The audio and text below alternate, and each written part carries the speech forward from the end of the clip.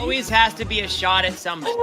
No. They're never clean. They have to run. That's the only shot they have. They do it for 82 games. We're about to find out. He already has shown what he's capable of. Did surprise me. I thought we were going to hang in there. This makes me think that we do need to be humble. I actually think you're the only one who deserved that.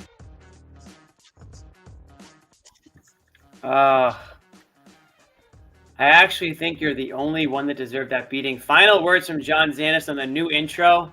And Sherrod, it felt like a bit of a beating tonight, especially in that second quarter as the Boston Celtics lose their second game of the season in 2 games. 105-95 to the New York Knicks, the same Knicks team that booted them last year. We don't want to talk about that playoff series. A lot went down, but I don't know, Sherrod. It's a Friday night. I want to feel good. I want to feel happy that we got through the week.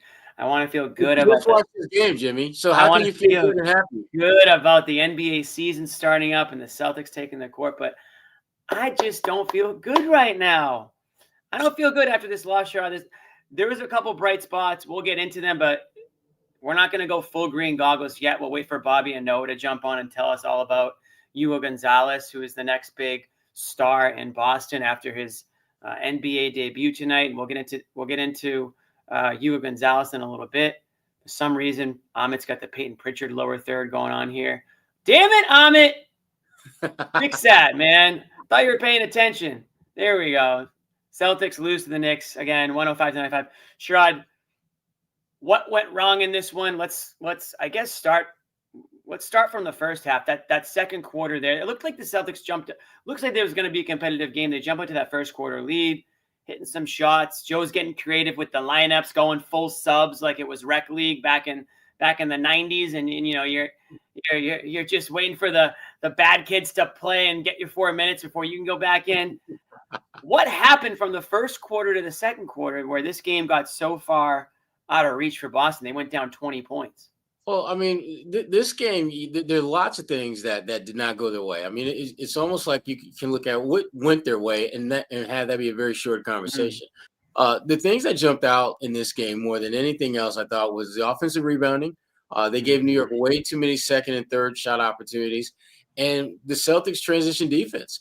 They did not do a good job of limiting New York getting out and running. New York was able to get to the free throw line, knock down shots. They were doing anything they wanted to in transition for the most part, and the Celtics did not put up enough resistance to that. And throw in the fact that, we've talked about this before, your best players are going to have to play their best games. And Peyton Pritchard was not very good in this game. Derrick White, for long stretches, was not very good. And Jaylen Brown, this is the thing about Jaylen. Before the season started, when he played with Tatum, he was what you'd consider a top 15, top 20, top 25 player. Now he's still a top 15, top 20, top 25 player, and there's no Tatum around. And that's a problem. He has to be better than we've seen him before. He has to become a better version of Jaylen Brown. And that's just not happening. He's not playing bad. Jaylen is playing, he's putting up pretty much the numbers before. He's not playing, Jimmy, he is not playing bad. Sherrod, don't make me do it. I don't want to start the show on this note, but Jaylen Brown, I can't say he's been playing great basketball. In fact, he's not been playing great. Watching him up there on the court, he looks like half of the Jaylen Brown that I'm used to seeing. This is half the way speed. His overall, I'm looking at his game from beginning to end, and overall, he's giving you pretty much the same production he gave you with Tatum. And that's my thing. He's not elevating his play in terms of his stats, and he's not elevating the play of those guys around him, in part because they're not making the shots. He had a couple of really nice plays where he got guys the ball in spots that they should knock shots down, like Peyton Pritchard, and it didn't happen. So they are exactly where they're supposed to be. Joe Mazzulla had never lost an opening game until this year. They've now dropped their first 2. It's been a minute since they've started off this poorly. And there's some positive things that they did in this game, but for the most part, their inability to control the glass, their inability to not allow New York to get out and run, which is crazy because New York was like the Celtics last year, incredibly slow team, not really a big pace team, and yet they were able to really get out and score with ease on fast breaking transition opportunities. the Joe Mazzulla has his work cut out for him, to say the very least. I think even though you see a lot of the same faces on that New York Knicks roster, I think their style of play is going to be a little bit different this year. You know, they got a new coach. They're ready to go. They know where the expectations are, and they see that the East is wide open. And, you know, if the Knicks are a lot of experts' picks to come out of the East. I'm not saying that they're picks to win the whole thing, but this is going to be a big year for the Knicks, and I'm not sure yet what that means for the Celtics in terms of what their season, where the direction their season's going in. But Sherrod, I'll have to agree with you on a couple points there. The second chance points were non-existent for Boston and everywhere for the Knicks. It was, like you said, those opportunities, those offensive rebounds. I don't know if it was positioning for Boston. I don't know if it's, I mean, of course it's positioning, right? I think a lot of that has to do with skill. I think also the transition. What do we keep hearing about Boston going into the season, Sherrod? That they're going to want to run, get out on the break, get stops, get out in transition. I think they had 4 points, fast break points tonight. Yeah, I think they had 2. Yeah, and I think most of those came from the free throw line. 2 recorded fast break points tonight to the Knicks 15, and then points. Let me see here. Second chance points, Knicks 21 and Celtics 7. Now, honestly, the Knicks probably could have had more. They missed a lot of second chance opportunities, as many as they had. I mean, they were getting second, third, fourth chances off offensive boards. It just felt like Boston was a step behind all game. And I go back to the leaders of this team, Sherrod, Jaylen Brown, Derrick White, both guys who looked off from the start in this one. Peyton Pritchard as well. I mean, he could not hit a 3 to save his life in that first half there. And you go down 20 points. You really play sloppy late in that second quarter. I think it was floating around 10, 12 points with a couple minutes left, still striking distance. And then I saw Brown with the lazy turnover. I saw just some ill-advised shots. Derrick White, when he misses right now, he really misses. I mean, he's been really off in a few of his shots, whether it's a big brick or even an air ball. So you look at the players at the top who are going to have to sort of steer this ship here, and you don't need Brown and White to play good. You need them to play great in order for you to really compete in this game. I mean, the Celtics put 95 points. And unfortunately, this to me looks like the type of score you're going to see offensively when the heads of your snake aren't firing on all cylinders. I mean, they even got production out of Hauser tonight. I think it was maybe 18 or something like that. Yeah. So you're going to get that game where that, third or fourth guy is going to contribute, right? But if you're not getting a combined, 55-ish from White and Brown, which you didn't get anywhere close to that tonight, it's not going to matter what Hauser gives you or what Pritchard gives you, because you still need to find 55, 60 points at the top in order to hit that 105-ish, 110 number. And so that's my big concern with this team. Defensively, I think they can scrap and claw. That's effort, right? At least until you get towards late in the year and what's to play for. But right now, I think, if they're being coached up well enough, they're going to fight out there. They're going to scratch and claw, and I think they did give the Knicks some trouble at points in this game, certainly. And give Celtics credit, they hung around, right? They kept it to, within 10. They got to within 9, but, Brunson ended up being too much for them down the stretch there. And it's a similar story in ways where the opponent's big name player, on Wednesday it was Maxey, right? And tonight it was Brunson who hit that 30-point plateau and kind of had his way with things. Yeah, and that can happen, particularly when you're going in most games a significant / severe underdog, and you just never really got a feel for Boston truly having control of this game. They had this stretch where they got the lead, and that felt good. But at no point did you feel as though that they were controlling the action and that they were going to win this thing going away. And to your point earlier, Jimmy, I think we're going to see a lot of games like this where they're just going to hang around, and not get over the hump. They'll be right there, but not quite able to get over the hump. And it's, this was just a weird game. It felt like this was a game for the taking for the Celtics. That this was a game that could have been one of those. If they get off to a great start, and in 3 weeks from now they're sitting atop the East, this would have been one of those type of games that would have been the catalyst of that. But now, I mean, we're 2 games into the season, and we're still waiting to see who this team is. What can they do?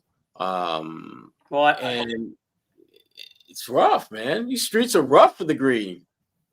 It might not be that you're still waiting to see who they are, Sherrod, or whoever out there watching. It might just be that you don't like what you see, and you're not ready to see what you see. I mean, that could be part of it, right? I don't want to get too deep on everybody. And again, it is only 2 games in here. But you're talking to somebody who predicted them to miss the playoffs. So I can't sit here and say that I'm stunned that they lost to this Knicks team on the road. I was waiting for the victory lap, Jimmy. I was not waiting taking for the victory lap. I'm not taking the victory lap. I'm just saying that I think if you can sort of take a step back and look at where the Knicks are right now and where they hope to be at the end of the season, and you look at where the Celtics are and where, realistically you think they could be, then I don't think you can walk away from this game shocked or stunned or extremely disappointed about how it went. I think you come out of here thinking, okay, that's kind of what we thought might happen, and it did happen. Now, you might not like some of the things in that game. You might not like the way Jaylen Brown looked, or maybe you did like the way he looked, Sherrod. I personally thought that he looked a little lethargic out there at times. I think that he made some sloppy passing, certainly down this late in that fourth quarter. He threw the ball out of bounds to literally nobody. And he's still going to be Jaylen Brown in spurts. He's still going to make his move to the basket, and he got his, he ended up that points number ticked up there. But did you ever once tonight say Jaylen Brown is taking control of this game, or Jaylen Brown is in a groove right now, or he's really letting the game come to him, or anything remotely close to that? I mean, we put the numbers up on the board. 23 points from Brown. Again, you're going to need close to 30 from Brown every single night. And honestly, there's no reason to believe he can't give you anywhere near that with the role that he has in this team. 9 of 18 from the field. You might look at that and say that's pretty efficient. 3 of 7 from 3, 4 rebounds, 3 assists. And there's that last number, Sherrod, that you hate to see. 7 turnovers. And a minus 14. He was minus 20 at half, by the way, with the Celtics down 20. So I can't at any point in this show say that Jaylen Brown was not part of the problem tonight. I think he was a big part of the problem. And he's going to be a big part of the solutions on most of the nights where they win, and he's going to be a big part of the problem on most nights when they lose. And that's the what you get when you want to be the alpha, or when you're the number one on this team, is you get the praise and then you get the criticism. So tonight it's going to be criticism. And so what Jaylen Brown are we going to see this year? Are we going to see the same Jaylen Brown that we've seen in past seasons, where he's, the 1A, and he's a guy that on any given night can look like a top, 5 player in the NBA? Or are we going to get a Jaylen Brown that looks like maybe he's hobbling a little bit, looks like maybe he's not full speed, looks like he's not playing his style of basketball, which is attack mode? I don't want to see – listen, let me step back for a second. I do want to see Jaylen Brown with good court vision, and I do want to see him make the extra pass and make the smart play and play heady basketball. Right? I want to see all those things. But at the end of the day, I want to see the Jaylen Brown that's going to be the athletic specimen Jaylen Brown, that's going to out-muscle you, that's going to out-freak you athletically on the court, and it's going to go into some sort of a takeover mode. And I want him to be the guy that can score from behind the arc, and at the same time can take 2 steps and be at the rim. That's what I'm looking to see. It's a tough start to the year that we don't see that type of Jaylen Brown. Yeah, because that's literally who he is. And he's trying to walk that fine line between being true to himself and what he can do, and being an encouragement of sorts to his teammates, who talent-wise they're just not him.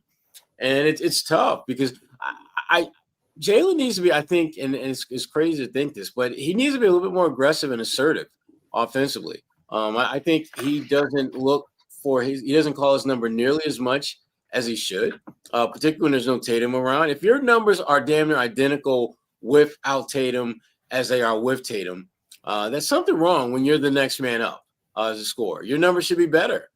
And I don't know if they're going to be. And that's the thing. We're 2 games in here, so we're not going to try to project all 82 games. But I think it's clear that, roles have to change on this team. Everybody's role is expanded now, Sherrod. You've got, obviously, we talked about Brown and what he needs to look like out there on the court.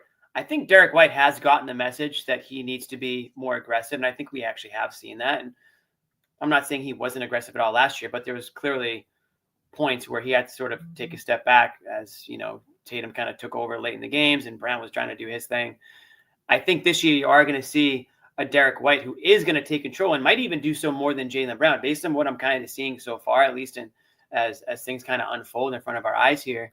It feels like Derrick White is the active player on this team, is the guy that, is going to take the rock and not be scared to take 15 threes, right? I'm not saying that's what you want to see on any given night, but he's not going to be afraid. Yeah, well, you can see that on any given night.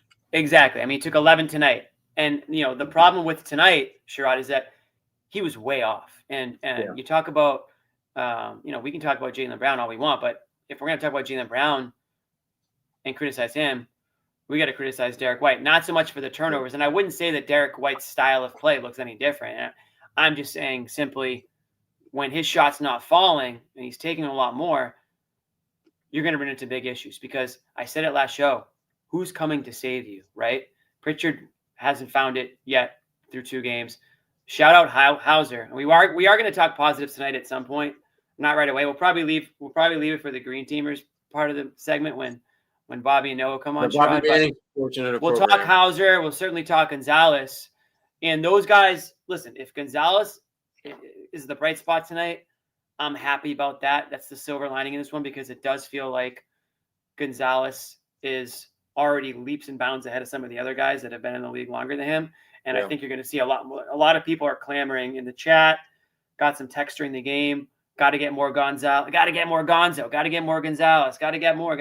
I think you're going to get more. Everybody relax. Yeah. I think this is the type of season where you're certainly, if you're Joe Mazzulla, looking for anybody to slide in and to step up and to be a player that can contribute. So I think you're definitely going to get more Gonzalez. So we'll talk about him. We'll talk about Hauser. But even those 2 shot, if you're the type of fan who is expecting this team to make the playoffs or make a run in any capacity, even those guys are capped at what they can give you. It's the Browns and the Whites that need to do their thing. So it's tough on a night where, Brown's turning the ball over 7 times and Derrick White's, shooting 3 of 11 from 3 and 5 of 18 from the field. All right. I mean, is that a cause for concern, or is that just a tough shooting night? Because I don't know if necessarily the Knicks were doing anything specifically to make Derrick White, to make things difficult for Derrick White. I think obviously they do play tough D, and I think, they do have players on this team, Hart, and guys that can get into players pretty significantly. But I just think there was a lot of shots that just looked way off tonight.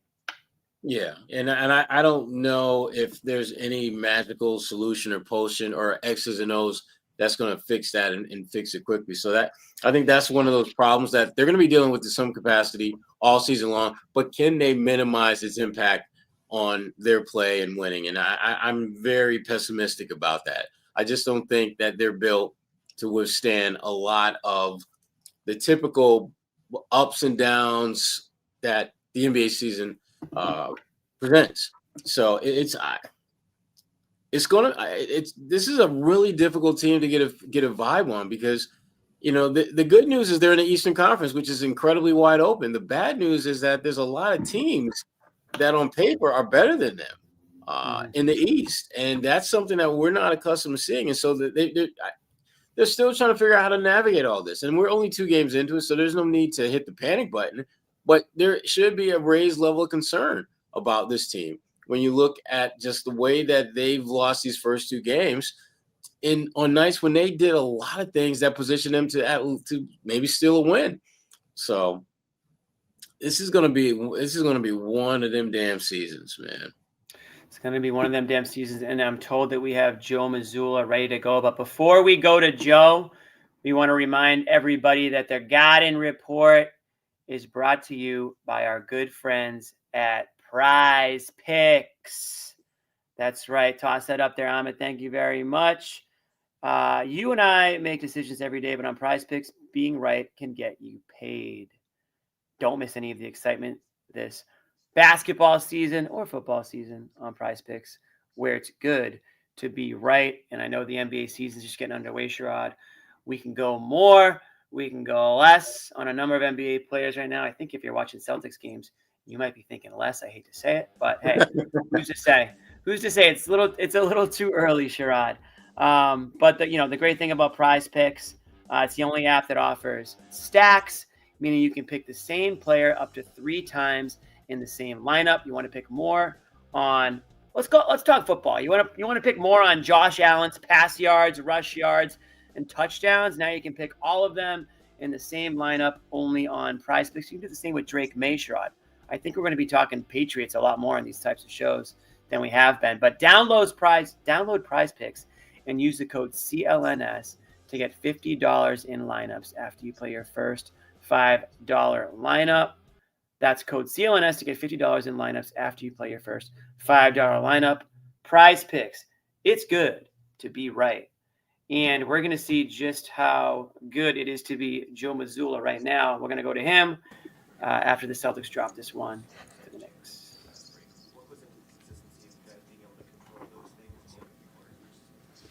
Yeah, so, I mean, the transition comes from a combination of not getting the offensive rebound. I think at one point we only had 5 offensive rebounds. Live ball turnovers. I think we had, I forgot how many turnovers that we had in the game, but, and then obviously the offensive rebounding. So it's a combination of those 3 things. So we have to clean those up. Those are areas that you can control. Those are areas that just require effort and discipline and building the habit of that. But, back-to-back games where gave ourselves a chance, but we had two 42-point quarters, so we got to clean that up. Wow. Damn. No, you have to execute the details and the discipline. I mean, maybe playing in a different system, but, for some of them, but no, they're just details that you have to build a habit of executing that discipline. And if you look at a 48-minute game, no one has played a perfect 48-minute game. I thought last game maybe we played 12 to 16 minutes of the way that we need to play on both ends. Tonight I thought it was, closer to 24. So we just have to continue to get that number up as high as possible, and it's just the effort and the details and the discipline. I don't think we had a steal to the third quarter, and I think we had, 5 or 6. Just played at a much faster pace. I thought, obviously we used pace offensively. I thought our pace defensively was good. And we just have to continue that up. And I thought we competed. I thought we sprinted to our spots. I thought we executed. I thought we moved the ball. I thought we did the things that we need to do. But, it wasn't enough because, we didn't do them in the second quarter.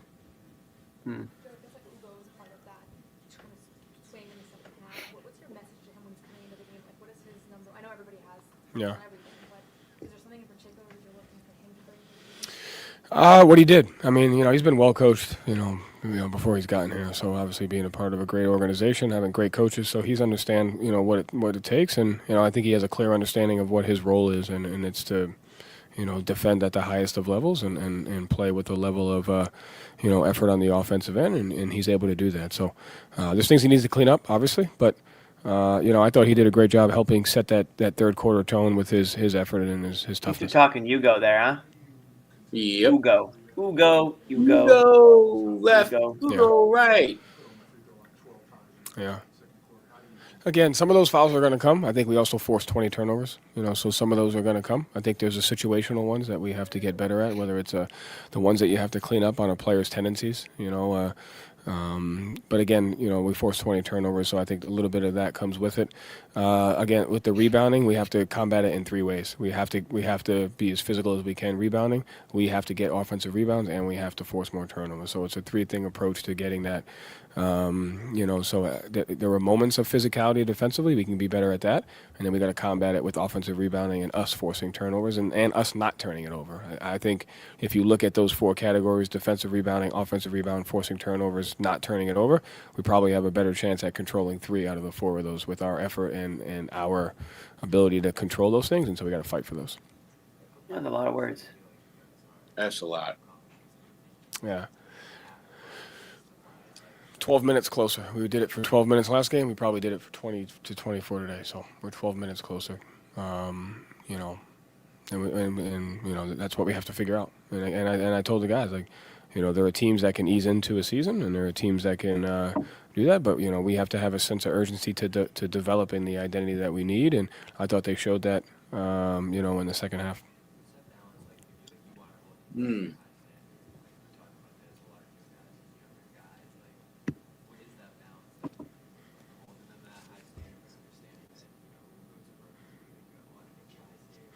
I mean, I still think you can hold guys to a higher standard. I mean, again, there's a result here. Like, at the end of the day, there's an expectation to win, but it's to win by the process of doing what we need to do. So the standard comes from holding them accountable to the process. Tonight, we had a miscommunication on a play that we walked through.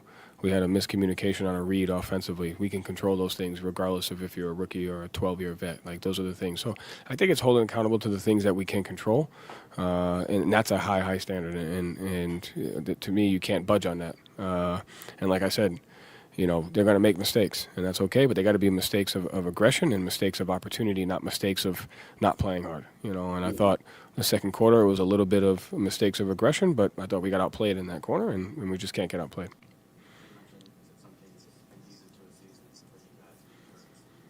Mm-hmm. Well, we're 0-2, so it starts there, I would say. And the second piece is there's different ways to be great, and easing into an identity, understanding who we are and who we can be. We want to get to that faster than other teams can. I think that's being an advantage, and I think we have an ability to do that. So, we've shown signs of learning about that in our film sessions and our practices, and again, we showed 12 minutes better, but we gotta. I felt a sense of urgency to getting to that identity faster. Thanks. All right. All right. So that is Joe Mazzulla talking to media after Celtics again dropped to 0-2 on the season after a 105-95 loss to the Knicks.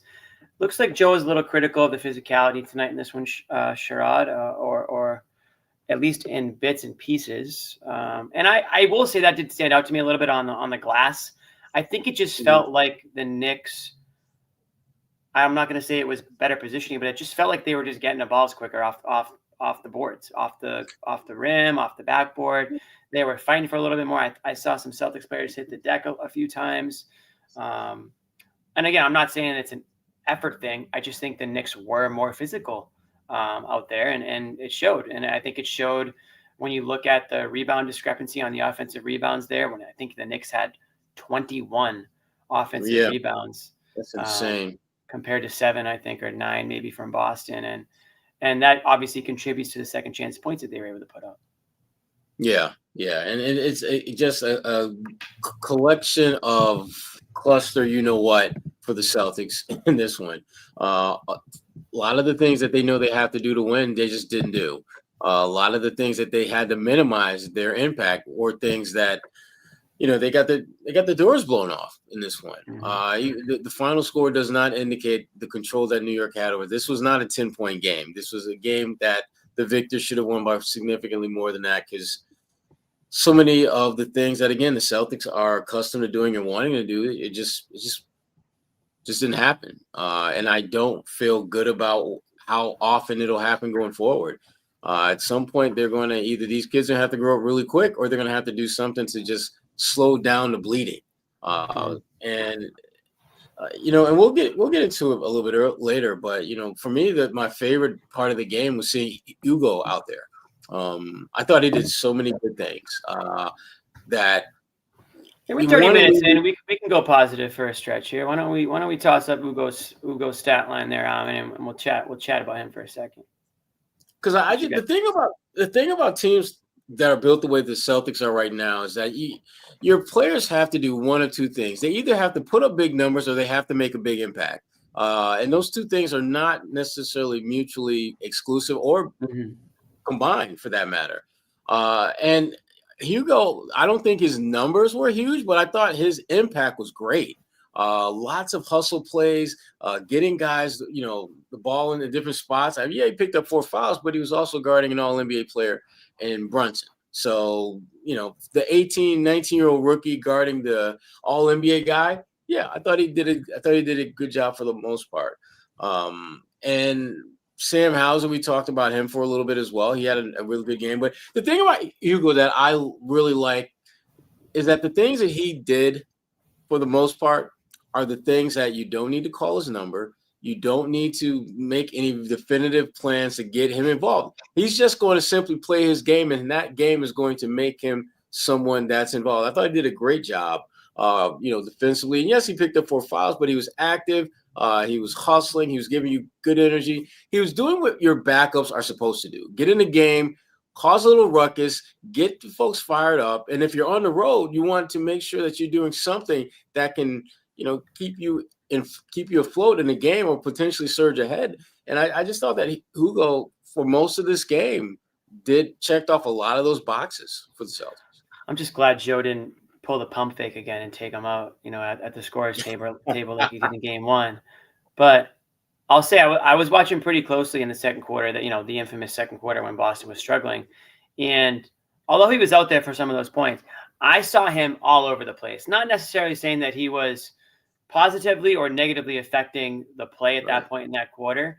I saw him get knocked around a few times. I saw him complain to the referees a few times because I think he felt like he was getting shoved by Brunson there a couple of times. And then he kind of got bodied on a rebound opportunity. And then on the baseline inbounds, he got caught sleeping, which is fine. It is what it is. But third quarter specifically, when the Celtics went on a little bit of a mini run there to try to make it a game again, he was a huge part of that. And I think the fact that Joe went to him and stayed with him in that third quarter is him acknowledging Hugo's positive effect in that quarter. And just by being active, Sherrod, like you said, just by being himself, not being asked to take on a scoring role or do anything other than play hard, be active, move around, help on defense, run out on the break, all of those things. Get your hands in there and just try to be a pest, in any way possible. And if that's how he's going to make an effect in this team, he's already like 7th on the depth chart, literally. You can go over this roster right now and you've got your starters. You can toss, you've got your starters, Kada, whether he's a starter on any given game, Simons, and then I think it's Hugo. I mean, who else could it be? He's past Sharman. He's past Walsh. He's past Minot. He's past obviously Garza. Who am I missing? I mean, I think he's one of the guys that you're going to see coming off the bench, moving forward here. And I think this is the season where you have to take advantage of that playing opportunity. We talked about finding who is, if this happens to be a competitive season, great. But if it happens to be a lost season, who are you taking with you into next year where you expect to compete again? Who's coming along for that journey, right? Because it's not going to be this roster next year. I can guarantee you that. There's going to be players playing elsewhere, whether that's in the NBA or another league elsewhere. They're not going to be here in Boston. Who is going to be here? And I think, and again, it's one game. It's 23 minutes of basketball for Gonzalez here in his NBA debut.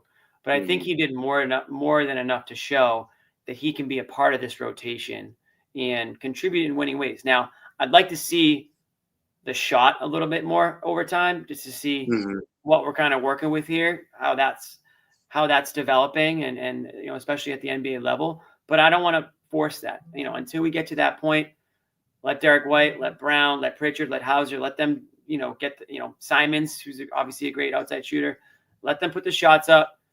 As far as I'm concerned, Gonzalez, be active, create turnovers, get out on the break, find the open guy, do the dirty work, because you're a rookie, kid. Like, by the way, carry everybody's bags out to the bus after too. That's your role on this team. And so that's the huge, really single bright spot. If you want to talk about, positives from this night, is that he's already leaps ahead of some of these other guys towards the end of this bench. And this is a guy that you actually can try to build with. I'm not saying you're going to build around him. I'm not saying he's the next Tatum or anything like that. But what is the Celtics team missing, Sherrod? It's young talent. It's guys that they can draft and keep. Other than Pritchard, who have you been able to do that for recently? Yeah, you haven't had many shots at that. No. So this might be the next guy that you can do that with. And so let's take that positive. How about that? On a Friday night, huh? I'll buy that. Because frankly, it's going to be difficult for Celtics Nation this season because they've grown accustomed to Let them down double-digit easy. winning streaks and only winning like 52, 53 games. And it's going to be tough, but we'll find out. We'll find out very soon, what this team is made of. Now, obviously, the next game isn't going to be the be-all, end-all, but every game that gets them closer towards the end of the season, I think a layer of who they are is peeled back and revealed.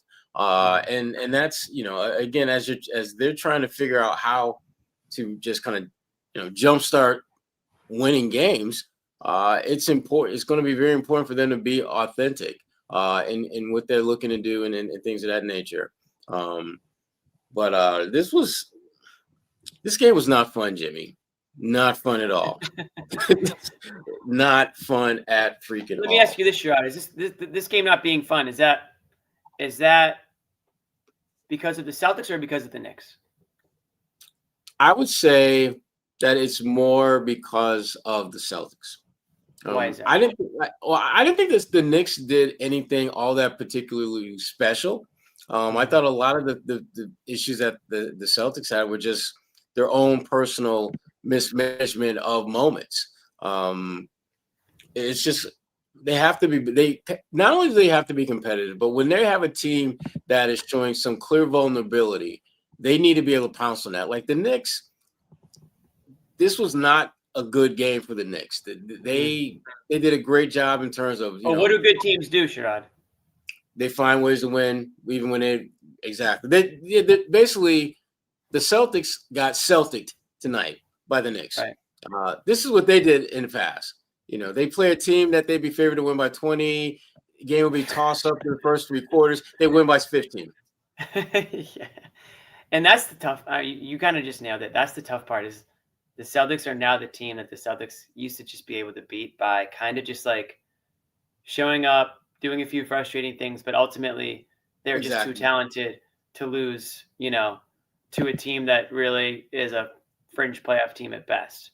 That's kind of, how this game went. And I guess the saving grace here is that the Celtics didn't play well either. It wasn't like the Celtics gave you their best shot and still came up short. It was that, they didn't have it tonight either offensively, starting at the top. We got a couple super chats here that I want to go to before Bobby and Noah jump on here. Our good friend John, who's got the burger. John's got the burger. I guess you got like a burger cart. I don't know the exact term, John. You can correct me on that, but I think we got to do a CLNS garden report. We'll do a live show I think we got to do some kind of live show at the Eat Some Burger Show. Anyways, John says, "Soft tank, let's go."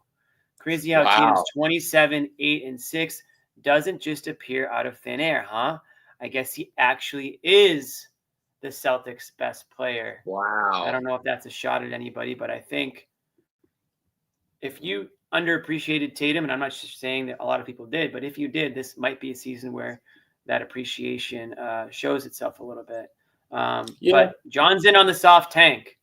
I think you're going to find some other people in John's boat at some point. Jared Scott, thank you as well. Simons should replace Pritchard in the starting lineup. I had a buddy text me tonight saying the same exact thing. Shout out my buddy Dave. Already. Thinking that it might not – listen, we can agree that Pritchard has not been shooting well to start the season. Is that whether that is due to him being in the starting lineup or not, Sherrod, do you see a situation that Joe gets a little creative here with some of the lineups and says, Pritchard was 6th man of the year. He obviously excels in that role. Of course, it's a different roster and there's different players around him, regardless of whether he's starting or coming off the bench this time. Mm-hmm. But does it get to a point where Mazzulla says, why don't we just try putting him back in the 6-man role and see how he does coming into the game a few minutes? And he's still going to get, the same amount of playing time, let's say, but maybe it's just in different intervals, different, opposing players, different parts of the game. And maybe Simons is a guy that, maybe he's better starting the game, getting a couple early shots off, try to get in some sort of rhythm since he's, a volume 3-point shooter. Is there something to be said about that possibility?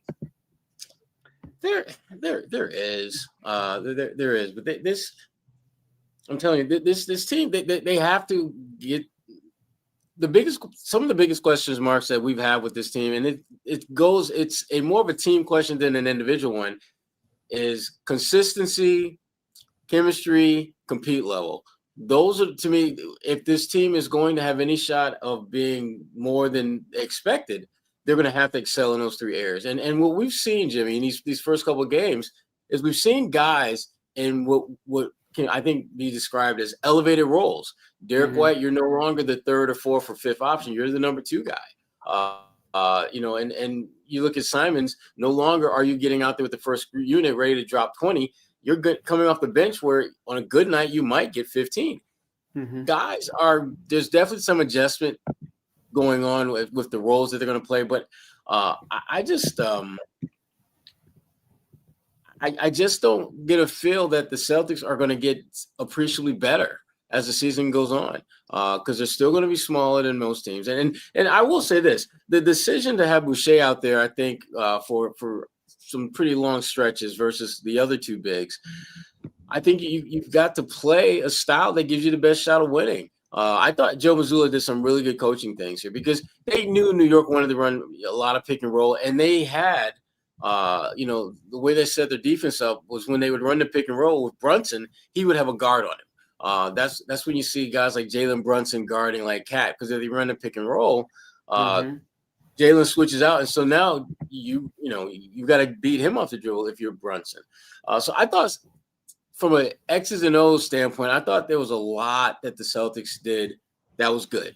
But again, the rebounding, the transition defense, bench scoring, I think is another one that certainly didn't help. I mean, I think they made 2 or 3 scores. So there's definitely some work for them to do going forward. To me, the silver lining in all this is that we're so early in the season, they could easily turn things around and shock the world.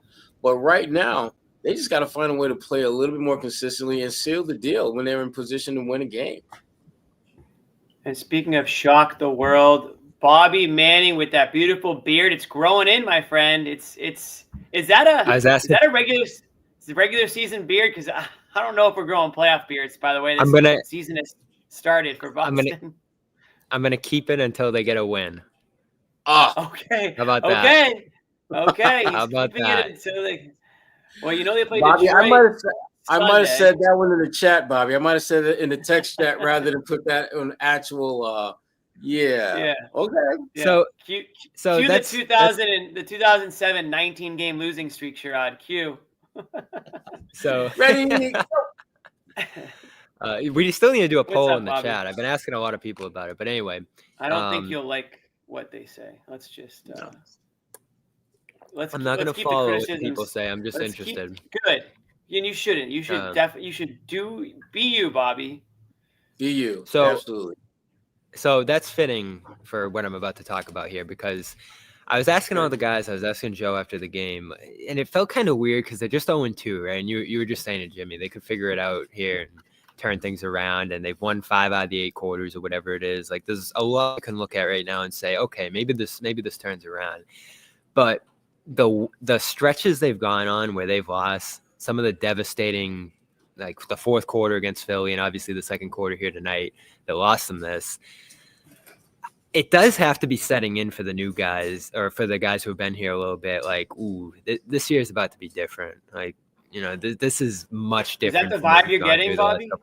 You've been at both games. I was feeling out that vibe. I want to see where they were at with it. And for Joe, I think it's setting in a little bit. Like, there does have to be a balance between the high expectations and knowing that younger guys, less experienced guys on this roster just aren't going to get it right away. And I think you've seen it. You guys play it down.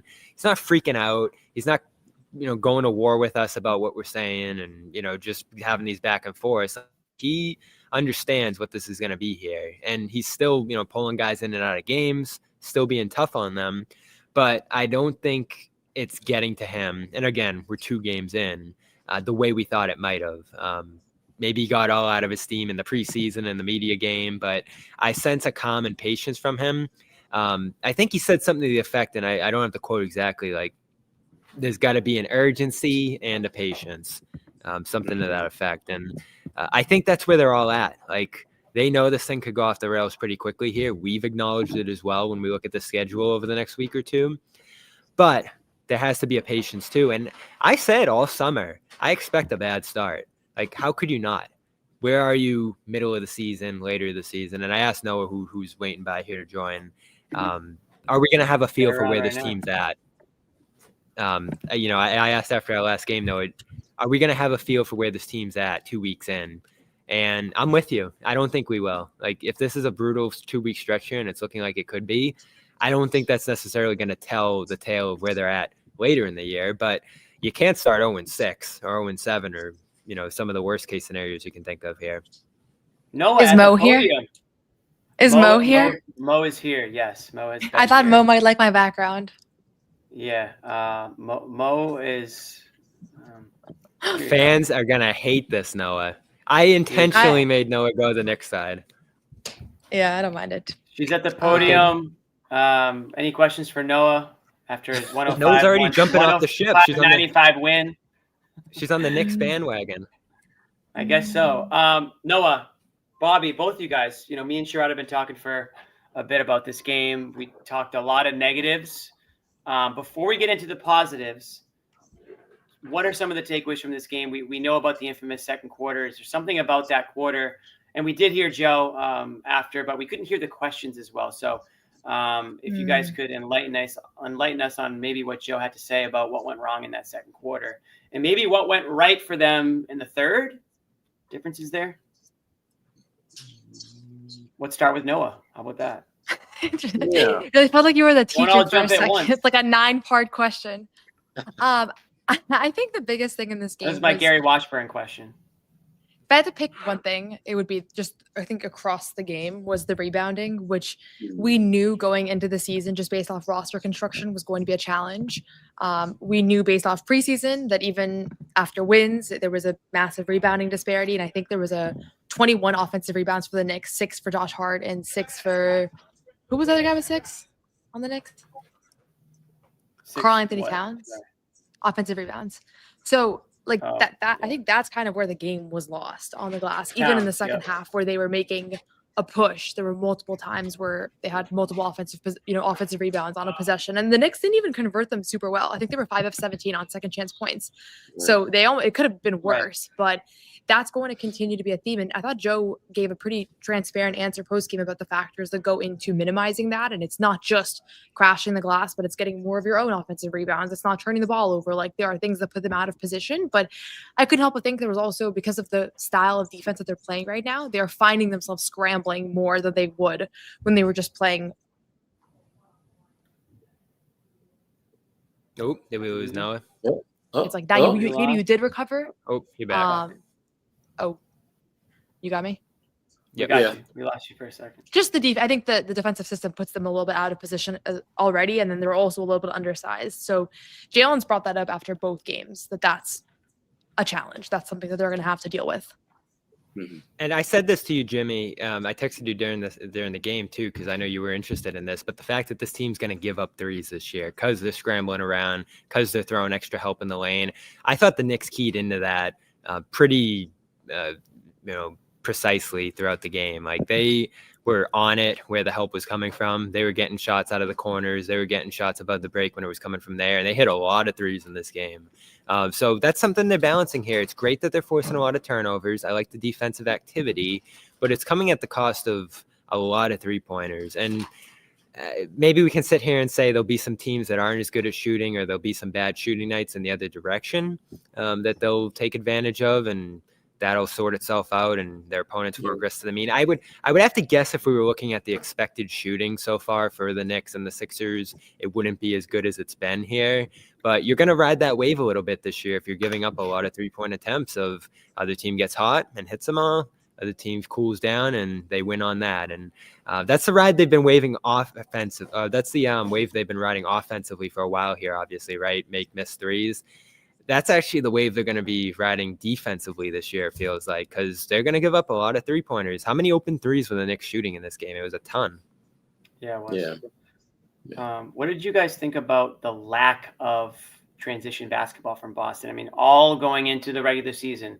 What were you saying, Bobby? They're going to run. They're going to get her on the break. They're going to maximize field goal attempts. And then tonight, how was that fast break differential? The fast break points differential was staggering. They couldn't get a rebound, Jimmy. How do you get on the break if you don't get a rebound? Now, they forced turnovers, too, and didn't turn them into points, but... So how do you fix it? How do you get rebounds? Joe talked about being more physical, it looked like, at the podium. Is that something that you guys noticed out there, that they were just out-muscled? I don't know what you can do, Noah. They're playing small. They don't have a lot of good rebounders on the floor. This is going to just keep killing them. They're going to be a bottom rebounding team, yes, but the disparity today was massive. It was 53 to 37 in total rebounds in this game. So, wow. I think we can absorb some of that is just roster construction, and that's the way it's going to be. And they have to give something up, and they have advantages in other areas. But it's not going to be like that. Tonight's not going to work for them all season long. And I think you heard both Joe and Jaylen acknowledge that post game. Jaylen acknowledged that there were some that were long that just kind of slipped through their hands, but there's some that they have to be nastier on the glass. That's what he said, right? And I think you saw that. So to me, I think that's the number one thing that I take away from both these games so far. So that's going to continue to be an issue, but it's not at all a surprise. I mean, this was literally the number one topic of discussion before the season even started. I think where they lost a little bit of, where as far as where there's some variability, you look at Peyton Pritchard and Derrick White. I think you're typically going to get more from those two on an average night. They combined for 4 of 18 from 3, and they had a lot of good looks in this game. And they're an elite shooting backcourt. We can argue about the threes, we can argue about whatever, but those two guys have consistently shot the ball well. And so that's where I think where can they get more on the roster from? That's certainly one area. Let me ask you, since you brought him up, Noah, Peyton Pritchard tonight struggled. 2 of 10 from the field, 1 of 7 from 3. This after a Wednesday game where he particularly wasn't great either. Anything to read into that? I mean, again, we understand we're two games into the season here, but we're going off of what we're seeing. That's all we can really do. He's now in the starting lineup. Are you, Bobby, Noah, Sherrod, anybody notice? I already asked Sherrod this, but are you noticing a different approach to his game, being that he's in the starting lineup, or is this just simply getting adjusted to new teammates more so than a new role? I think there's Peyton Pritchard. I can say from my standpoint, Jimmy, because I feel like I need to answer for Peyton just in general. But you did bring him into this. It's a combination of things. One is he's in a shooting slump. You go back to even since preseason, he's been in a shooting slump. And as a rule, I don't overreact to shooting slumps of guys that have consistently been good shooters in their NBA careers. We can do this when Sam Hauser has his inevitable shooting slump later in the season and be like, oh, what happened to Sam? He's 2 for his last 30. And we know Sam Hauser's a great shooter and he'll bounce back, as he had a great shooting game tonight, right? So that's the first thing, is that regardless of role, regardless of bench, starter, whatever else, he is in a shooting slump right now. And I would imagine that ends. 2 years ago, he started the season even worse shooting wise. It was a disaster from him offensively, and he was still on the floor because Joe trusted him in other areas. The jury's out to me about whether he is better as a starter or coming off the bench. Obviously, Anthony Simons has started every game for the last 3 years, and Peyton Pritchard's basically come off the bench, and they've switched that heading into the season. And Joe's told us that substitution patterns could change and starting lineups are subject to change. And I would not be surprised if they tried at some point Anthony Simons as a starter and Pritchard as a bench if this continues. Same thing with maybe you bring Chris Boucher in at some point. I think there's a lot of tinkering that could still happen. Ultimately, Anthony Simons has been playing basically starter level minutes. He had 27 minutes in this game. So that I don't know. I mean, he said it himself last year. He was great as a starter, and it was one game that he came off the bench and he struggled. And we're not going to overreact to that game plus these two. But if it extends for the next few weeks, maybe you do look at potentially him coming off and playing that role. But to me, a lot of the misses from both of these games was just he just missed shots. I don't think it was necessary, and a little bit out of rhythm and a little bit not the kinds of looks that he's always used to getting with his team. But I don't think we need to overreact to that either. It looked like he was being defended pretty heavily too in this one. Right. He's facing a lot of pressure. And I thought that was going to be something that it would be intriguing to watch this year, is him actually catching more opponents. What did Doc say last year? I had his name circled. I told them Peyton Pritchard. Not many teams were doing that, though, actually. Whether they were talking about it or not. Like, he was breaking free, getting open shots. Now he's someone that you're scouting for, that you're planning for being a significant part of what this team's doing here. So he's dealing with that. Everybody's dealing with that to some degree, especially for a guy who likes to dribble and create his own shot. I think that's going to be something that he works on throughout this season to improve at. I do have a thought on the starting lineup thing, but first, I just saw this from Grandy. The second quarter was the worst quarter loss in Celtics history. Wow. Really? Damn. 28 points. That's kind of unbelievable. shocking to me. Is that real? 28-point quarter loss is a lot. Like, that's a I lot. feel like for I've a Yeah. seen through worse quarters. I know. That's why I'm like, I'm pausing at that. But I mean, it was a really bad second quarter. Don't get me wrong. And I thought the last couple minutes were just atrocious basketball, sloppy by Boston to allow the Knicks to go up by 20 there. It felt like it was like a 12-point game. Then all of a sudden it was a 20-point game. And I knew this was going to be a bad match. Noah hates when I say it. There's no chance they're winning this one. They're definitely losing this one. But because that's just wrong. It's the second that's how I quarter, felt. and he's like, it's over. That's how I before felt the going game. in. Before the game started. yeah. Before the game? Like, there's no way. He looks at games on the schedule and he's like, automatic loss, automatic win. It's like, you can't. It's the reason I in Bobby's defense, he was right. He was right tonight. No, but that's not how it works. They had no chance when you look back on it. Maybe if everyone on the Knicks just got sick in the middle of the game and had to leave. But sure. The problem I had with this matchup for them is the rebounding you knew was going to be monstrous from the Knicks. Like, that's just something they do great. So this is an extreme version of this, kind of losses the Celtics going to suffer on that end. They're aggressive defensively, disrupt and get out on the run. Like, we watched it in the playoff series. As much as the Celtics are a completely different team and the Knicks have tinkered and gotten a new coach here, like, they do this stuff hard. Towns being aggressive, like, some of the on-ball defenders they have. Like, this is a vicious, physical, fast, aggressive team. And where the Celtics are weak right now, they were perfectly suited to expose that. So, Jimmy, as much as, like, I'm sure you were in agony watching this, I texted you and was like, this might be the best team in the East. So, Philly, we have no idea, right? Let's see where they're at. This might be the best team in the East, Bobby, but I would, not to cut you off, but they didn't even play that kid tonight. Right. No, they didn't. But I thought easily. I thought when the Celtics played well, it was Boston doing some good things too, though. Like, I don't think, like, when the Celtics went on some runs there and had some good moments, that was all the Knicks just letting up and fooling around.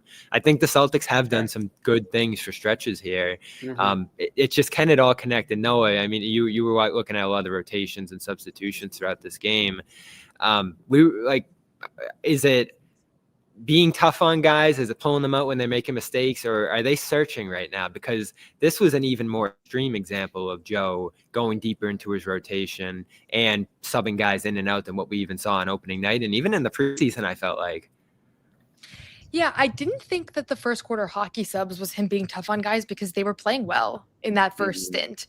I think it's just he's searching for something. He's trying out different things. Like, it's very unorthodox to do what he did in the middle of that first quarter, where you bring in 5 completely new players. And honestly, it kind of worked. I mean, that was a good quarter. What were they up by 8 entering the second? I was almost like, did Joe find something with bringing in a brand new 5 that have more opportunities and chemistry together potentially?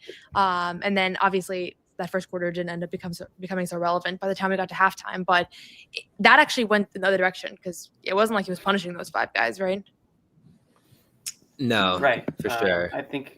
I mean, he did hint at it in the preseason there.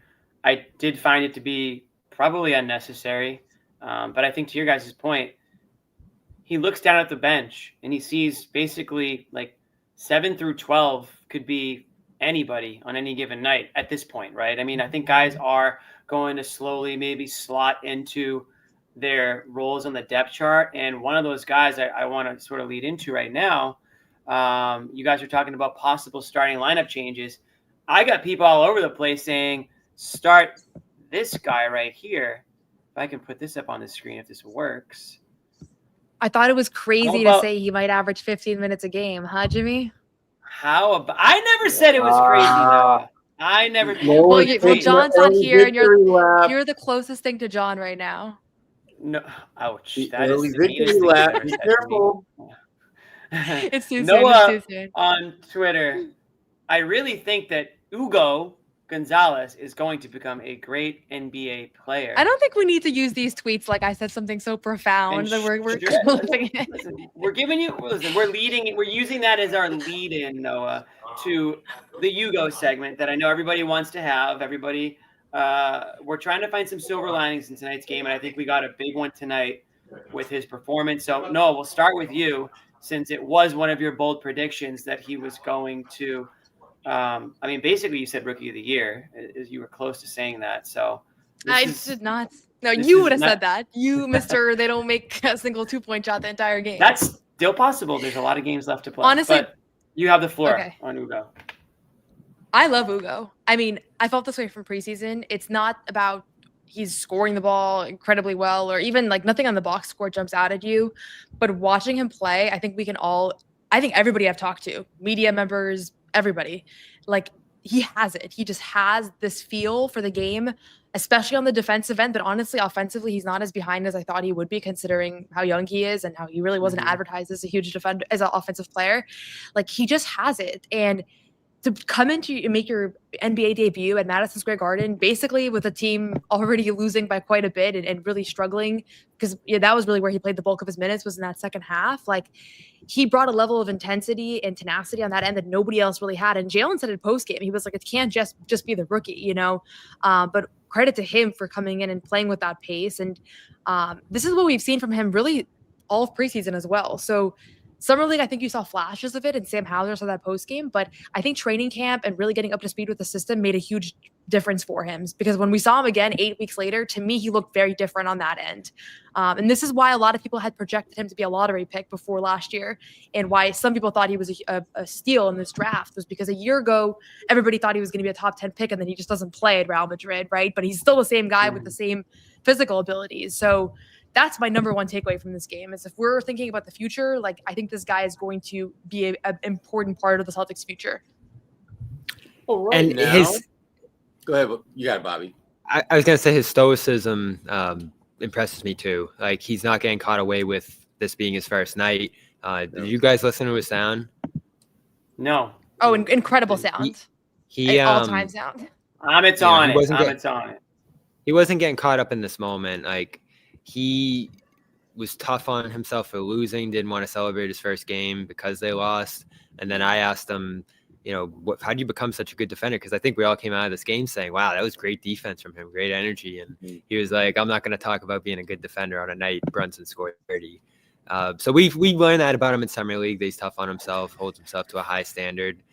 Definitely a reason Joe likes him. But that impressed me post game and even before the game, because I went in the locker room, he was hanging out in there, and I talked to him for a couple minutes, just because I think we were all a little confused by that moment, Jimmy, where he went to the scores table on opening night and then had to walk back.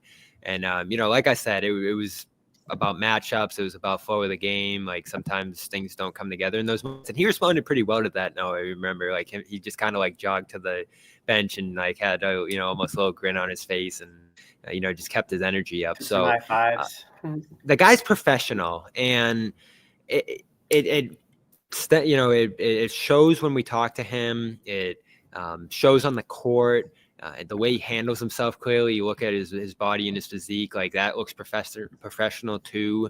And I think, like we've all said, that puts him in a better position, even though he's young, to succeed immediately with this team, because he's been through big games. Even tonight he got asked about the atmosphere and was he nervous, and he was like, no, I've played in big arenas all over Europe.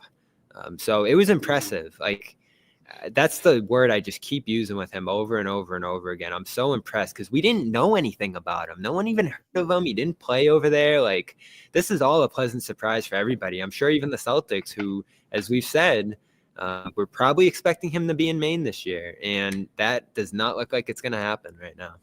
Yeah, well, the surprise I think for the Celtics with Hugo, you have to it's relative to where they got him. I mean, if he were a top 10 pick and he played like this, we would be like, oh, okay, well, this is what you're supposed to do when you're picked that high.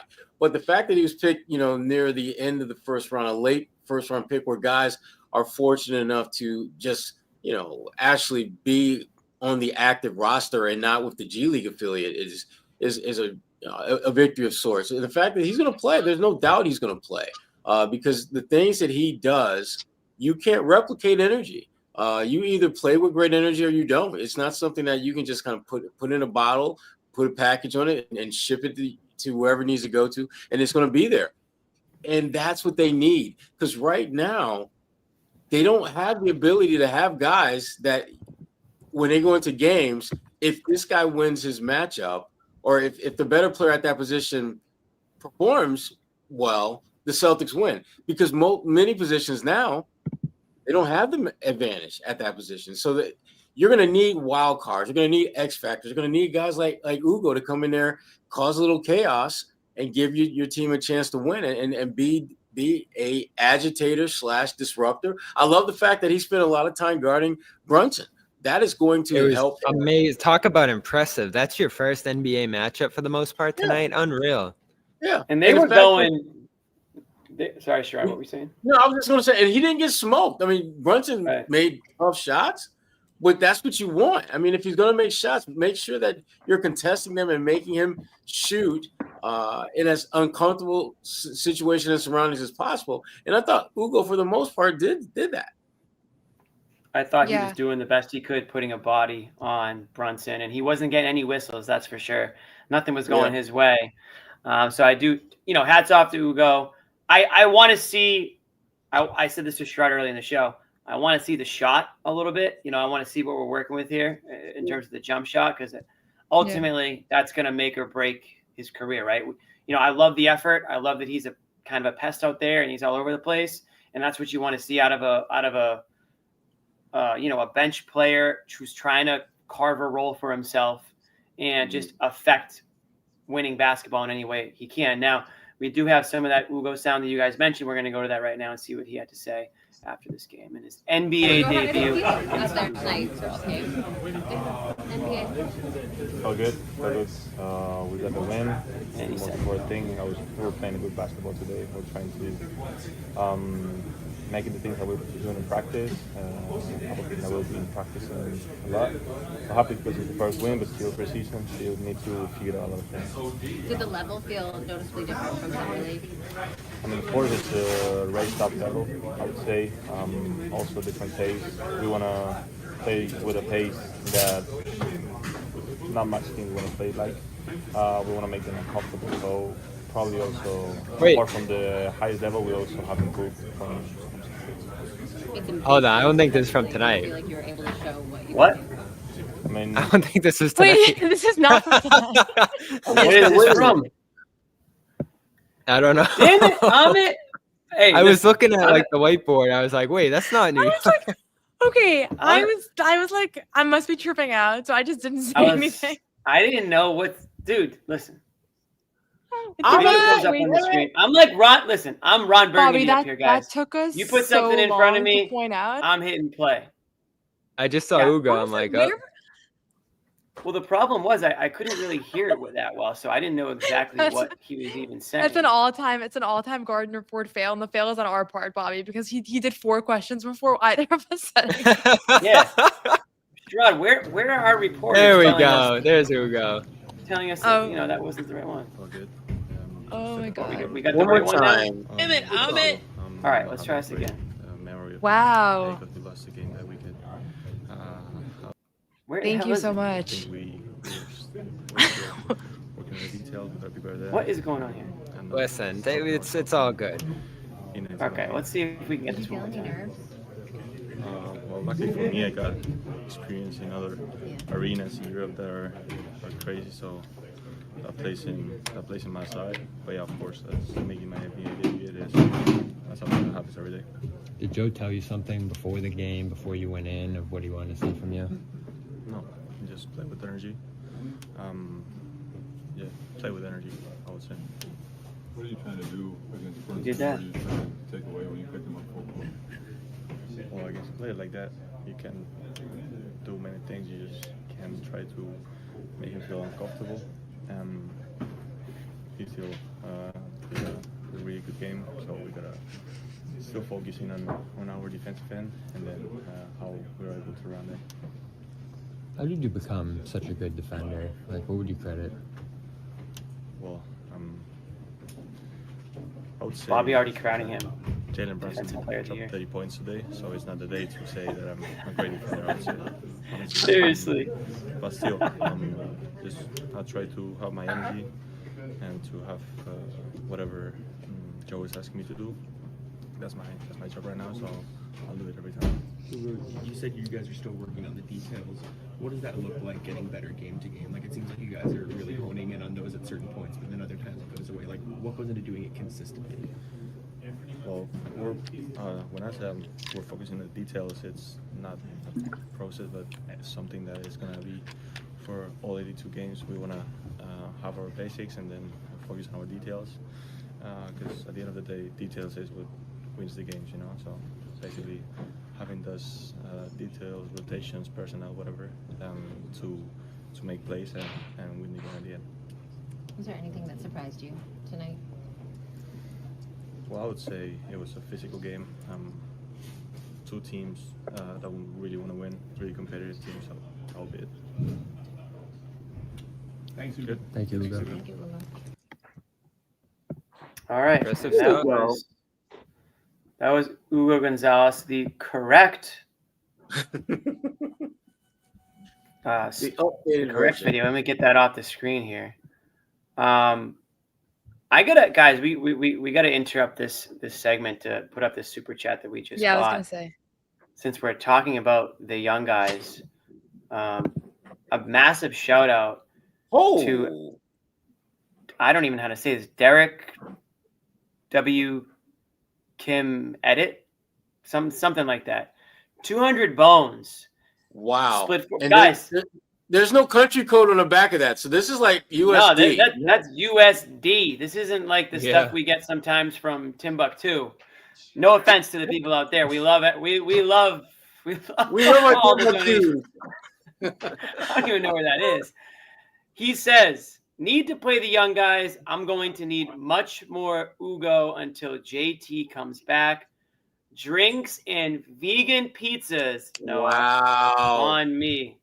Thank you very much for that. We are Oh, going to. God. I don't know what's better, the Use $200 that or wisely. the vegan pizza. The $200. You can get a pretty good vegan pizza for that money, Noah. So I had vegan pizza at MSG tonight. It sounds like dinner on Derrick. So we do appreciate that, Derrick. I- Well, you know, I tried we'll vegan leave- pizza in Memphis. Does that mean that we all have to have Wasn't dinner together? No, it Yeah, it does does. not. Is that It's not so worth it bad? in that case. Is that really so Sherrod's like, bad? absolutely not. Come on, Sherrod. Sherrod's like, it Now, does how many not have media- to be together. how Come many on, media vegan dinners pizza, Sherrod. did we share, Sherrod? Also, We've had Bobby, some can media you- dinners together. Can you confirm that vegan pizza is not cardboard? It was good today. I didn't love Huh? it. Okay. What goes never into mind. vegan pizza? Bo- What mute makes it mute vegan? mute him. Yeah, he's out. Is it just like cauliflower or something? Oh, And Fuck, he's I'm gone. did Noah! did you do that? Sorry. I'm sorry. No, and then you swore. Oh, She my totally Lord. did that. Sorry. Look at, I get no respect as the host. People are just pushing buttons, removing sorry. people, muting people. Bobby's muted here. All right, let's reel it in for a second. I'm going to put the chat of staying up for a minute. Is there some truth to what Derrick is saying that maybe it's just a young guy season? You know, give me Hugo, give me. I mean, unfortunately, there's not a lot more young guys to really care about playing. But do we just want to see more cowbell? Is that what we're looking for here? We got to have more cowbell, right? Bobby's Bobby, you're muted because muted. Noah muted him. That's what happened. You gotta play guys. No, we know why. You gotta play guys that? who are playing good. And how many guys off there the you bench are playing good right now? Like there aren't many. So Right. that's a default. Not saying you got to start them, but as this year goes on, you're going to adjust and probably settle into some rotations. And listen, it's one game. Who knows how it's going to look over an extended stretch here? But the energy he played with is something you can do consistently. And it was so disruptive. There was like a 3-play stretch there where he was getting either a deflection or forcing a bad pass or just doing something to increase the defensive activity. So it's a no-brainer right now. I mean, who do you like more than him right now off the bench among the wings? Like even Boucher, to me, I had high hopes for, hasn't given them much. So he was shot chucking it up tonight. How many minutes did he play tonight? 22. 22. I mean, that's gonna happen if he's playing well. Like it's gonna be there for him every night. So he might average 15 minutes a game. Is that what you're saying, Bobby? We will that see. might not be so bold after all, will it? I mean, it was a tough start with 0, but 22 gets you a little closer. Yeah. You know, let's just say that the bench was playing good, Bobby. Is this just one of those seasons, though, that, you know, why not play the kids, as John would be screaming right now if he was on? No, I mean, they're not playing Walsh. They're not playing Shireman. So you have to earn it, and he earned it tonight. There might be a point where that changes. Like if they're having a terrible season and, you know, they're not in the playoff mix, there might be a point where they do kind of just give Jordan and Baylor and some of the more recent draft picks and young guys more run, but they're not going to panic at this point in the season. I mean, yes, they lost these 2 games, but they easily could have won both of these games if a couple things go differently. And I don't think it's been all bad. And I honestly don't think they've played that well considering like what they have. So that could change, but they're trying to win every game right now. Like Joe's not going to just like play the young guys because in the big picture, like that would be good for their development, you know? Derrick gets all the posts he wants tonight, so I'm just gonna post all his super chats. Okay, so big night for Hugo. That's kind of the silver lining in this one. We do have some Jaylen Brown sound, guys, and we can't do a show without getting to Jaylen Brown. Is it worth playing the Jaylen Brown stuff? Were you guys there for that? Did you have anything to say? You can play the first few minutes. Nothing. You cut it. Yeah, Nothing. couple questions. All right, It's not about us. see. People. I mean, let's Absolutely. I know, but Every I don't game is a want to fight. waste Every people's game time. you gotta fight to We'll see what We had a Jaylen lot has of to say chances here. tonight, even though New York felt like they were in control. We were still in striking distance. And we make a couple of shots, get a couple of rebounds, and some other plays go our way to right in the game. So we just got to keep our head up and get better every single game. I got some stuff that I see that I can work on and see how to get other guys open and find them easier looks. So I'm learning too. I'm learning in this new role, trying to find ways to make everybody around me better. How much does it help that you've been through so many experiences in your career? Like, do you look back to certain points where you might have gone through struggles or just individually or as a team? Yeah. And when adversity happens, that's where you get to, step up and show, your leadership. We got some good talent on this team, and tonight wasn't our best night, but we get ready for the next one. Watch some film. I got opportunities to get better. For me, I got to play a little bit better, make it easier for some guys, and we got to have a little bit more structure, organization. I think New York did a good job of being physical and kind of knocking us off, but it's a long journey. We got to get better every single day. What did you like about what Hugo brought for you guys today? Yeah, Hugo's looking great, man. Hugo's playing with energy. He's playing with fight. That's the type of mentality that we need. He's picking up guys. I like what I've seen him, how he was guarding some of the other team's best players. And we need more of that. We need more of what Hugo's got. Can't be just from the rook. Is it time to be patient, Jaylen, or time to be urgent, or some combination thereof? What do you feel like? In what context? Just in general, you guys, like, as you're finding that identity, are you feeling urgent at 0-2? Are you feeling like patience is called for because you're figuring each other out? It's both. I think patience and urgency. I think we are. This is a good test for us to kind of see where we're at. We learning from every film session. I'm learning how to, find guys in rhythm, how to get guys going, and etc. So tonight it wasn't our best outing. We were a little bit out of sync. It was, the spacing wasn't great. So we just got to figure out how to put 48 minutes together. So it's urgency for sure, but it's also a patience with this group. It's a lot of new guys on our team that are, figuring out how to be consistent in what our role is every single night. Jen, you guys forced 20 turnovers. You stopped them from really shooting it pretty well, but the offensive rebounding, the fouls. what's going to be kind of the navigating kind of those things that guard the way you do, and if you have a good defensive night, but they're finding ways to score in other ways. How are you guys going to kind of navigate through Rebounding that? was a big one. I got to do better, get on the glass. You just got to, and a lot of them were long rebounds, and they just kind of didn't go our way. We got to figure out how to come up with those. I think that was a big, huge deflator for us when the other team, we play good, solid defense, and then they get an offensive rebound, and they get another attempt. Other than that, I thought our defense was not bad. How much did they finish with? 105? 105 points. It's not a bad defensive outing with all those rebounds and things that we gave up. So we get better on the glass. We figure out some continuity. We get on the same page on offense. I think, we have a lot of potential and upside, but, we got some growth that needs to take place. I'm learning every single day. This is a good game to learn from, so I'm looking forward to the next one. There was a play. I'm sorry. All right, that's enough, Jaylen. I think we're gonna go from Jaylen right into this next segment, and it's strictly by coincidence. If I can find it here, tell me we have it. Tell me, dear God, that we have it. You have it, Jimmy. Hit me with it. Come on, hit me with it. Dude, I get no respect.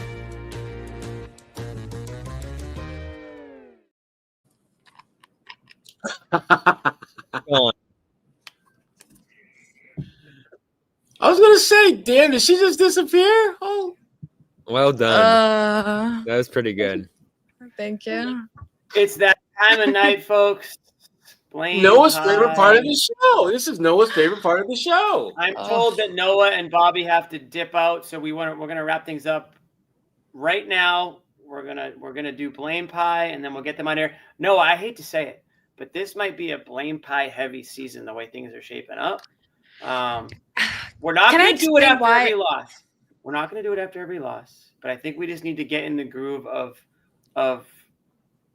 being able to dish the pie out. It's coming up on the holidays. It's antithetical to the sport. It's a team sport. It just doesn't make sense to slice it up. That's And why then it's some a guys pie. are resolved. It's a team effort. Yeah, but blame. okay, I'll go last. All this yapping, and no one's even giving out blame right now. Who wants? I'll You want to give go mine last, first. Noah? Okay, Bobby, you go first. I'm going last. So I have to serve up a healthy slice for Pritchard so far to start the year, and I was high on him coming in. Rough debut. Misses the game winner in the first game as well. And then tonight, 2 for 10. Just slow shooting, and it goes back to the preseason too. I don't have the numbers right in front of me of the cumulative, but it's probably like 20%, I would guess, in that range. So he said after that Toronto game in the preseason, just poor shooting right now. I'm sure getting used to the amount of minutes and the amount of things he has to do out there, just biting into that a little bit. I thought that hit White tonight too. To some degree, and this team just isn't shooting great as a whole right now outside of a few guys. So I'm going to give him, I don't want it to be too huge, but 33% for Pritchard. I will give. That's a big cut of the pie. That's a big piece of pie. I will give Boucher, let's say. Wow. Yeah, he hasn't given you anything through. He hasn't really given me anything through 2 games here. Unbelievable. Boucher had a couple of blocks tonight. Yeah, he was decent. It's just the offense. He doesn't really give you much of anything on offense right now. And obviously, Jaylen said this too. They held the Knicks to 105 here. They scored 95. They needed more offense in this one, as bad as the defense was at times. So let me give him 33. Boucher's getting 33% of the blame pie. Yeah, I mean, I don't want to. What is it? I thought. You ever baked a pie before? Unbelievable. I thought Jaylen was fine in this one. Sam gave them a lot. Kata, I thought even was pretty solid too in this one. Took a step. Tillman gave them some good minutes. Finish your pie. I'm gonna give the other 33 here to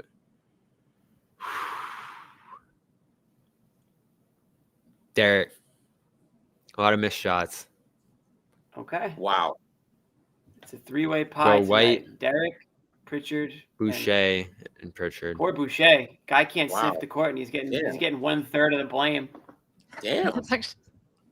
Sherrod, you want to go? Or you want me to go? You know what? Hold Yeah, on. Bobby, This is you've another taken up problem. enough time. We gotta go. Can I just Take can it I up make a enough. programming I'm gonna note? fix it real quick. I didn't want to put Jaylen in there, but I forgot about the turnovers. So let's go 25, 20. No, 33 Jaylen, 33 Pritchard, and then Are we losing whatever watchers half right of now? 33 is. 16.5. Thank you, Professor. Yeah. Damn. So there you go. Boucher and White. Okay. Okay. That's Sorry, I didn't have Brown in there, and he should have been with the turnovers. This is, guys, and for the record, this is why we do the blame pie early in the year. We cannot be having. I this. went first. It's hard going for. Noah didn't want to go You first. volunteered, Bobby. You were like me. We've lost 15 viewers since the blame pie segment began. Because Bobby went on a rampage. Bobby, how does here. it feel to know that you're costing the company? Hey, Bobby, it's midnight. Out of People the are kitchen, going man. out. All right, Sherrod, you want to go? You can dish Yeah, out the I got pie. it. All right, here we go. 25% goes to Pritchard because Pritchard has been very bad. Among their big three, he's been the worst of their big three. I give Jaylen Brown 20% because Jaylen Brown has been average, but they can't win with average Jaylen Brown. His numbers, you look at his numbers, they're good, but they need to be better. So You're he at gets 40 for 5 right now. Then I give another 20 to Joe Mazzulla because he's the coach. This is on him. There's some decisions he's made that haven't quite worked out as well as they could have and should have. So he gets 20%. And the remaining 35 I split between Derrick White, and Jason Tatum because he I love it. is why we're in this situation. That's to begin creative. with. No. That is creative. I'm giving Jaylen. Tatum has I'm to be going to give absolved from Jason blame Tatum. pies all year. I'm going to give Jason Tatum He gets a sliver. He gets like 10%. He gets a celebrity slice, and Bobby's just disgusted. I didn't by take the- him this time. I didn't leave by the Bobby. Tatum slice. I'll go quickly. Obviously Jaylen Brown, right? Yeah, I'll go quickly. I'm gonna do 30% Jaylen Brown, and he's gonna get the. No, I'm gonna do 40% Jaylen Brown, and he's gonna get the biggest slice of everybody. Damn. 'Cause he's your alpha this year. He's your superstar. He's your star, and I don't know. And I mean, I'm sure Noah and Bobby will get down to it. I don't know if he's dealing with anything physically. Obviously, we know about the hamstring a little bit. He just looks slow out there, Noah. 7 turnovers tonight. I don't see the attack in him yet, and maybe he's just ramping up for whatever reason.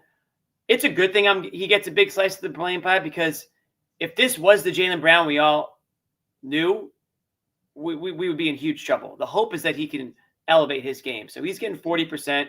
I'm going to give 20% to Derrick White because I feel like his shots have been – when he's missing right now, he's really missing. Some of his shots are just wildly off. So he gets 20, so that puts us at 60. Pritchard's going to get 30 because I agree with you, Sherrod. He's been pretty abysmal in his first 2 games shooting, and he basically, he's out there because he can score in bunches, right? So I'm at 90%, and I'll give the last percent. Going to give the last 10% to Mazzulla because this is a Mazzulla season, right? He's going to have to make a lot of adjustments, a lot of coaching changes. And I think he tried to do a little bit tonight. So I'm not necessarily blaming him for the loss per se, but I think that it's on him to get these guys going. Bobby's back. And Noah, Bobby, you're back just in time for Noah's. And then we're going to get everybody out of here. And we'll see you all Sunday. Okay, 30% for Jaylen, 30% for Peyton, 30% for Derrick. I think those 3 guys are you're going to need more from on a typical night this season. Obviously, Derrick and Peyton had off shooting nights, Jaylen with the turnovers. I'll give maybe the last 10 to Anthony Simons, who has I know we haven't talked about a whole lot. I actually like his intensity in so far this season. I actually like watching him play, but they need him to score more. They need him to be more aggressive, and 10 points for him off the bench in 27 minutes. Like if that's going to be his thing, is, he's a bucket getter. It might not even be, it might be more how he's being used and more, maybe he's not being featured enough or they're not looking for him enough, but you want him to be a bigger offensive contributor because there's already a shortage of options. I was looking through the other guys. I honestly think Keita for what it was gave you a pretty good night. Sam Hauser had a very good night. He was probably one of the standouts here. Ugo standout. Xavier Tillman in his 13 minutes, I thought he did some good things, got some offensive rebounds, made all 3 of his shots. So I never want to put the blame on just a few people, but those are the guys that I have the most faith in. So they're going to always be held to the high standard. But this was hard. They lost pretty bad in this one all around. So there's a lot of blame to go around. Yeah, we could tell it was hard for you, man. Like you like threw Boucher under the bus. So I'm pretty disappointed. I thought Boucher, actually, I don't know why Boucher only played 15 minutes. I thought that he was one of the guys alongside Ugo that really kind of turned up the defensive intensity. So, like, that's actually needs to play more. Yeah, I think he needs to play more, and I think you're going to see more part of Ugo of the solution for shaking up the rotation. Yeah. I think, he's got obviously NBA experience. He's a guy that I think they're going to eventually turn to a little bit more as Joe Mazzulla tries to round out this, this rotation, get the depth chart in order, and get into, I should say, the win column as the Celtics drop this one 105-95 to the Knicks. Once again, our show is brought to you by PrizePicks. Download PrizePicks and use the code CLNS to get $50 in lineups after you play your first $5 lineup, and make sure you play your lineup on Sunday.